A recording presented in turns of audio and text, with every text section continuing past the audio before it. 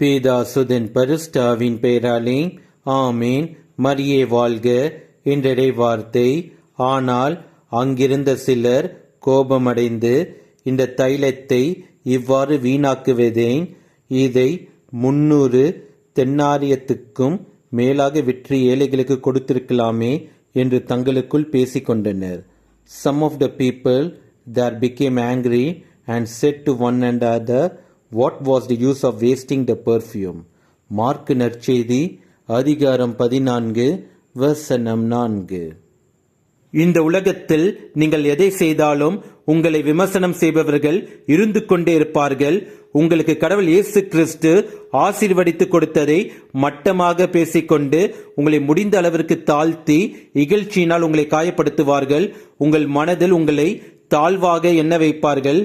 எதையும் நீங்கள் பொருட்படுத்தாமல் புனித மடலேன் மரியம்மாள் போல உங்களுக்கு கடவுள் இயேசு கிறிஸ்து ஆசீர்வதித்து கொடுத்த வாய்ப்பை நன்றி உள்ளத்தோடு ஏற்றுக்கொண்டு பிறர் பொறாமையால் சொல்லும் வஞ்சக பேச்சுகளை ஏற்றுக்கொள்ளாமல் உங்களுடைய கடமையை நீங்கள் சரிவர செய்து கொண்டு வாழ்ந்தீர்கள் என்றால் உங்கள் வாழ்வில் நம் கடவுள் இயேசு கிறிஸ்து அளித்த அனைத்து வாய்ப்புகளும் செல்வங்களும் திறமைகளும் உங்களுக்கு பன்மடங்காக பயன் தரும். இயேசுவுக்கே புகழ். மரியே வாழ்க. ஆமேன். எதை நான் தருவேன் இறைவா, உன்னிடயத்தின் அன்பு கீடாக. எதை நான் தருவேன் இறைவா,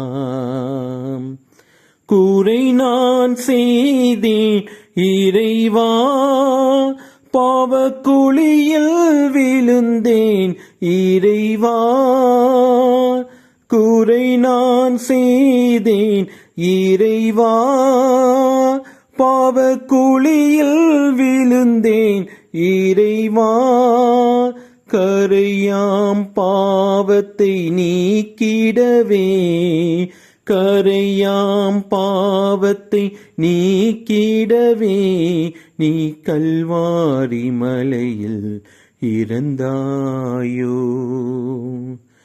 எதை நான் தருவேன் இறைவா, உன்னிடயத்தின் அன்பு கீடாக.